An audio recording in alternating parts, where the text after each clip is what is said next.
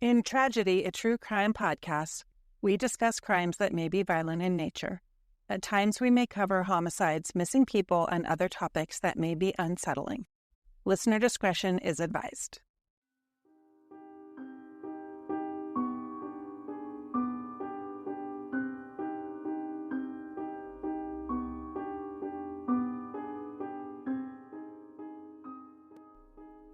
In January 1978, Ted Bundy made his way to Tallahassee, Florida after escaping custody for the second time. His charm and deception hid the danger he posed until the night of the Chi Omega sorority house attack. But Bundy's run didn't end there. Weeks later in Pensacola, a routine traffic stop by police finally brought him down. In this episode, we'll hear a unique and first-hand account of the time, beginning with Bundy's assault at the Chi Omega house and ending with his transfer to death row, from someone who is intimately familiar with Bundy.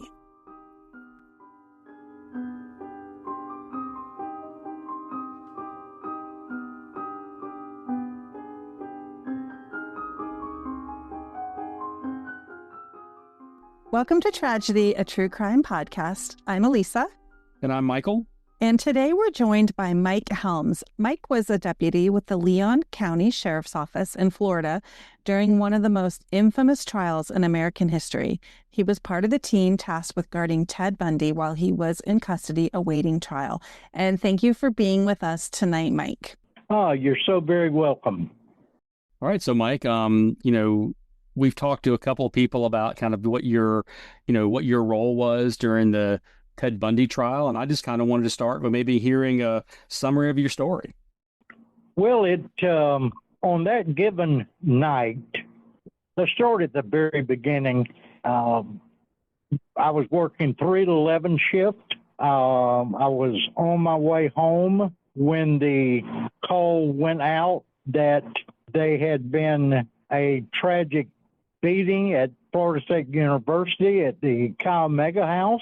And the dispatcher requested all units to proceed to that area, and hopefully more information would follow. We'd have some kind of idea who we were looking for. But at the time, driving to the scene, I had no idea who I was even looking for. A little bit later in the morning, we had a young lady call, and she lived on Dunwoody Street. Dunwoody was, I want to say, on the southwest side of the campus, and not too far from Chi Omega. So the lady that lived on Dunwoody called and said someone had tried to break into her house, and I wanted to say that she called, but I'm not sure whether he actually got into her residence or not. So we then had a description. We were looking for a white male. Right. And hopefully he'd be running, give us some kind of clue, and we started just simply patrolling. Now, in 38 years of law enforcement, never heard a call that the sergeant put out over the radio. And the call was pretty simple, but like I said, I've never heard it before or after. And it said, stop every car that is moving. Oh, wow. And yes, every car that is moving. Forget about probable cause to stop a vehicle. If you see a vehicle moving, stop it, identify the drivers or passengers in the vehicle. So that's what we did. As you can tell already, we're kind of in a situation where there's an all hands on deck right now going on in the sheriff's office. It sounds to me, according to what Mike's saying, he doesn't really have a good understanding of what they're looking for yet, other than we're looking for anything suspicious. And I would imagine that this would be fairly chaotic, right? We have FSU has its own police department. That's right. We have the sheriff's department. I would assume Tallahassee has a city police department.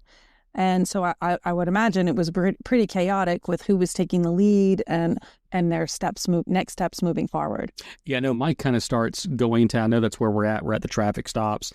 And then he's going to get in here to talk about a little bit about a weapon search. Let's find out more about that. As time went on that morning, and I will say it was a very, very cold morning in Tallahassee, we fanned out, I should say, and started looking for a weapon. The best they could come up with was some type of wooden object, like a tree limb, tree branch. I've heard people say a log. So that's what we started looking for. And we spread out in a single file and walked what seems to be miles looking for the murder weapon. We went into garbage cans, any place that you may throw or maybe try to conceal or hide a weapon, but we did not ever find that weapon. And to my knowledge, it was never found. The sun rose and we were still looking, and it was only then that we were learning the tragedy that had happened only hours earlier. And what did you hear? Like what was being told at that point? That there was an attack that transpired at Chi Omega. Right. And that the perpetrator had obviously left the scene, and they were 3 dead. A gentleman by the name of Jack Pottinger. He was a captain with the Leon County Sheriff's Office, and he was in charge of the Criminal Investigative Bureau. And he was the lead investigator for the Sheriff's Office. He was the one that was actually in charge. All right. FSU Police Department was not equipped to handle that type of situation that occurred on the campus. So the investigation was turned over to the Sheriff's Office. And then the hunt for Bundy, still unknown, began. It was later discovered in the quiet of the night that Ted Bundy had slipped into the Chi Omega sorority house and killed 21-year-old Margaret Bowman and 20-year-old Lisa Levy. 2 more women, Karen Chandler, 21, and Kathy Kleiner, 20, were beaten and left clinging to life. Bundy vanished into the darkness, but not before striking again nearby, leaving another woman, Cheryl Thomas, permanently disabled at only 21 years of age. We found Bundy, we being actually the Pensacola Police Department, found Bundy, and after a brief foot chase was able to apprehend him. I'm not sure how they were able to tie Bundy to Chi Omega, but they charged Bundy and was able to put him in custody until we could get to him. So you went to Pensacola to basically pick him up after Pensacola Police Department picked him up? That's right. Okay. And they took him into custody, and we were able to tie Bundy to Chi Omega. And how we done that, I have no idea. Only a few privileged people knew that. All right, at this point, Florida has to be thinking about the 2 escapes now that we have Bundy in custody. Yes, that's right. He escaped for the first time in June of 1977. He jumped from a second-floor window in a courthouse in Aspen, Colorado, and he was able to evade being recaptured for 6 days. And then several months later, while he was locked inside of a jail in Glenwood Springs, he lost a bunch of weight and he was able to escape again near the very end of December. And it wasn't until he was apprehended in Florida that he was caught again. In the early days, Bundy was allowed to go outside on the second floor, and it was completely encircled by barbed wire. In a kind of a holding pen was a deputy with a shotgun, and on the ground was a canine officer. And they were in place the whole time Bundy was outside exercising. He'd run around the cubicle of fence wire and walk around and really and truly just get some sunlight. His cell there at the jail was on the second floor. And I was told that He knew how many footsteps it was from his cell to the elevator. Interesting. Yes, very interesting. Because he had escaped custody so many times before, he was never allowed outside of his jail cell without guards around him. Yeah, it was my understanding. I mean, obviously, at this point in Bundy's history, he had escaped from Colorado twice. And so when Florida apprehended him, everything I've read, there was like absolutely zero intention of allowing that to happen a third time. Absolutely. During the time that he was at the Leon County Jail, a special brace that went over his left leg, and it was padlocked, closed onto his leg where he could not run. So even if he were able to get away from the guards, he still couldn't go nowhere because he couldn't run. Yeah, and this is the thing that kind of famously became known as the Bundy brace, because it was correct. Developed specifically for Ted Bundy. That is correct. It was built by the sheriff's office for Ted Bundy. Now, before we go any further, we do want to let everyone know that we're about to get into some sensitive topics, so please be mindful of who is around you as you continue to listen. Yeah, Mike's going to go into some of the things that were found when it comes to the evidence that was being, discovered with the Ted Bundy case. And it's very clear, based on the picture that he paints, how much of a monster he was. Sheriff Ken Caceres came to the jail, and Bundy met him on the first floor. And there, Bundy was read an arrest warrant for the killings of the three Chi Omega sorority girls. I was told about the bite marks and where they actually removed and placed it on a board to show his teeth impressions to the jury. And this was something that forensic scientists testified to, that they were indeed Ted Bundy's teeth prints. Other tidbits of information that I received: Ted Bundy drove an old model Volkswagen Beetle, and in that vehicle, he had removed the right passenger's front seat. The reason he did that was that's where he would tie up to the floor his victims. Now, when asked about the, quote, victims, he would not refer to them as victims. Rather, he would refer to them as cargo, not victim. So we'll recall that the attacks and the assaults happened in Tallahassee. But Bundy got out of Tallahassee and he was apprehended in Pensacola on February 15th of 1978. And this happened because a patrol officer noticed a suspicious vehicle driving erratically, and he ran the plate and the car had been stolen. Now, a brief scuffle ensued. Bundy ran. The officer was able to catch up with him, and it was there that he was apprehended. And so he needed to go back to Pensacola to face these charges. Yeah, one of the things that I learned during this conversation with Mike that I didn't know at the time was everyone was confused by these lesser charges. And, what Mike explained to us is they hadn't really met or hadn't really been faced with anything quite like Ted Bundy. And so they wanted to make sure that if their case in Tallahassee was having any problems, that there would be no way that Ted Bundy could walk regardless.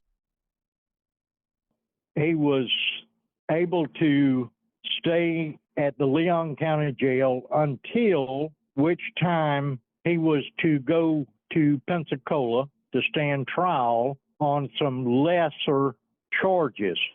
And a lot of people said, well, we have him on murder charges here in Leon County. Why would you take him back to Pensacola to stand trial on lesser charges? And I was told that if for some reason something happened in Tallahassee and the charges were not made or found innocent or whatever the case may be, they still wanted the ability to arrest him for the Pensacola fleeing and attempting to elude or other charges, maybe battery on an LEO, law enforcement officer. I'm not real sure.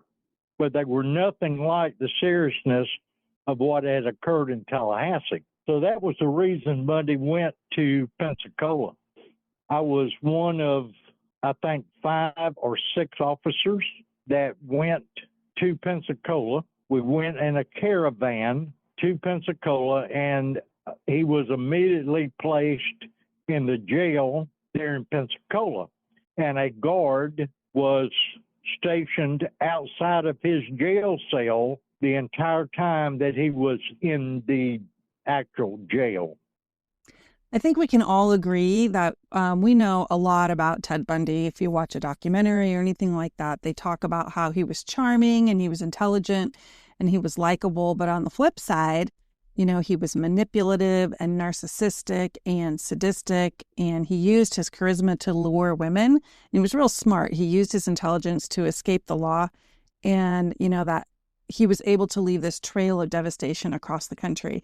But we were really interested in finding out, what was Ted Bundy like after he was caught for the last time? Quiet man, had very little to say at all, if he spoke at all. But it was something to me about his physical facial expression. It was like looking into a empty well. The lights were on, but nobody was home. And that was my take on him. In 1980, Mike was part of the team that transported Bundy to Lake City to face charges for the abduction and murder of 12-year-old Kimberly Leach. This assault and murder on this child happened in between the time of the assault at the Chi Omega house and when Bundy was picked up in Pensacola. What I found really compelling about Mike's story here is we've all heard about how diabolical Ted Bundy was and how he seemed like he was 10 foot tall and bulletproof. This is the first time I've really heard someone talk about a weakness or even that he feared for his life. So it was really interesting to see Mike show us what that looked like. And we took Bundy in caravan once again to Pensacola, to Lake City, Florida.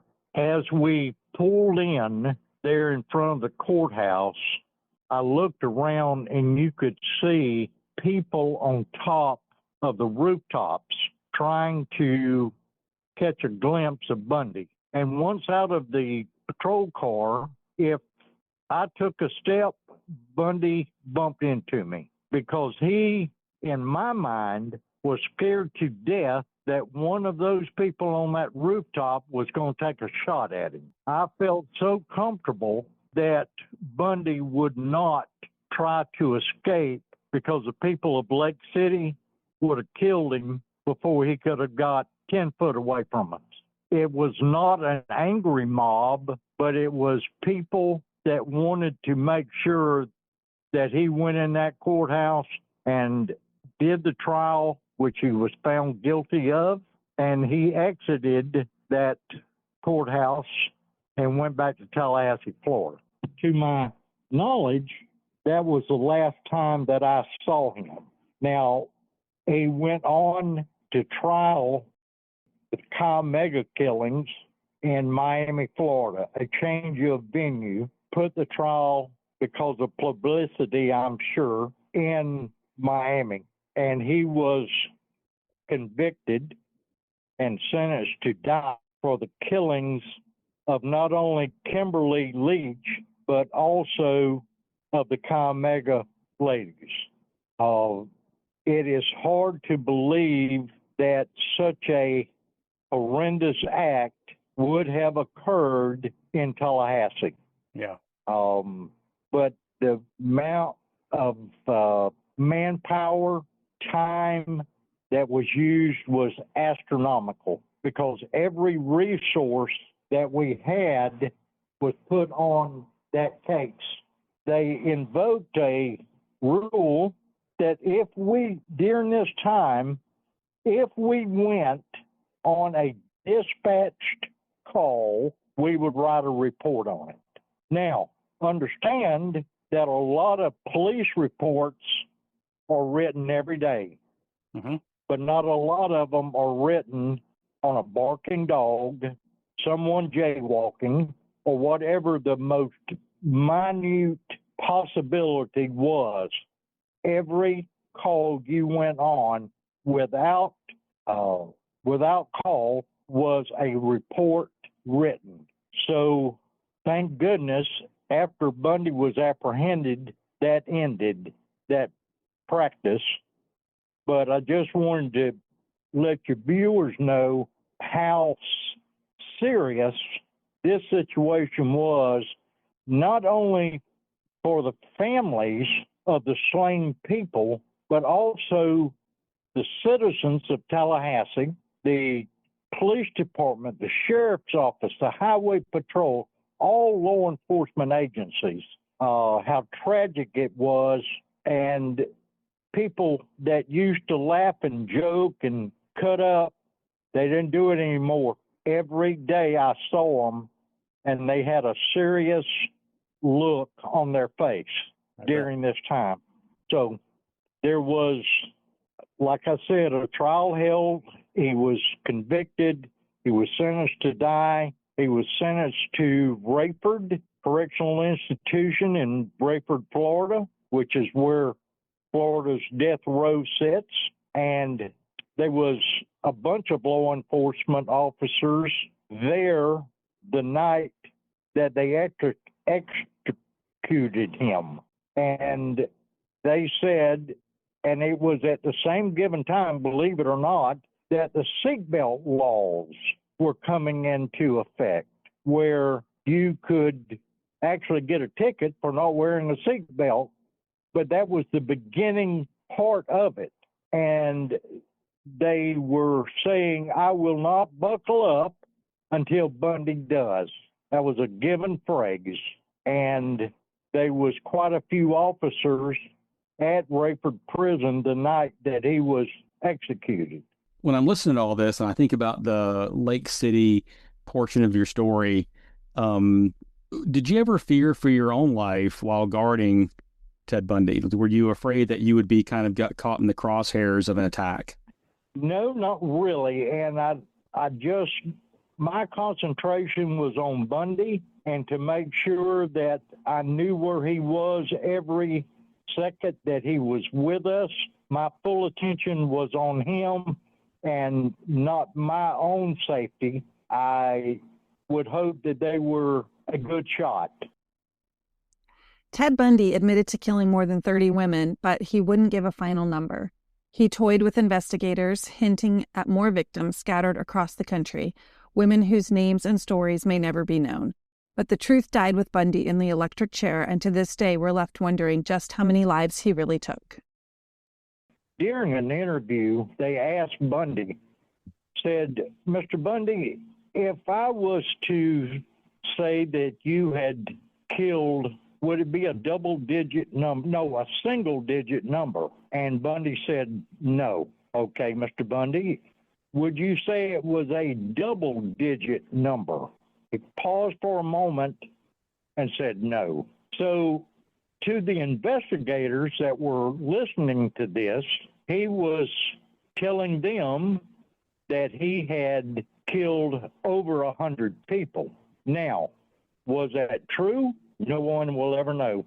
There's so many missing females that could have crossed his path and just simply disappeared. We'll never know.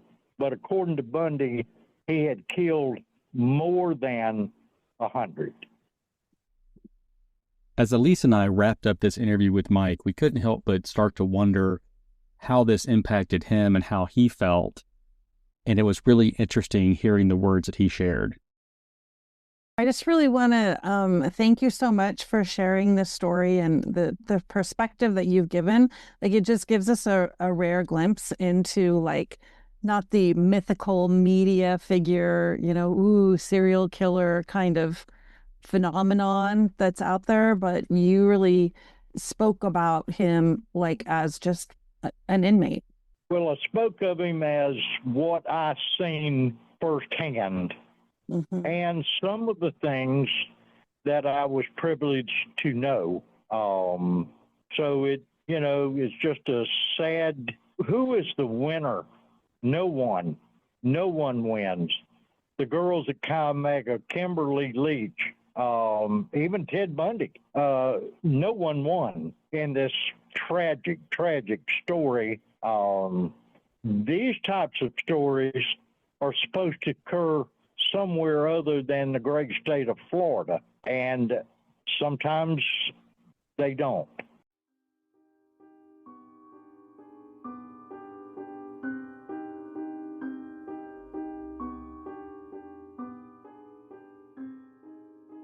As we close, Bundy's story leaves us with a stark reminder of how fragile safety can be and how important it is to remember the lives behind the headlines.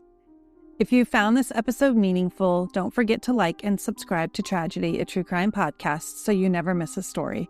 Share it with friends who follow true crime and help us keep these important conversations alive. Until next time, thank you for listening.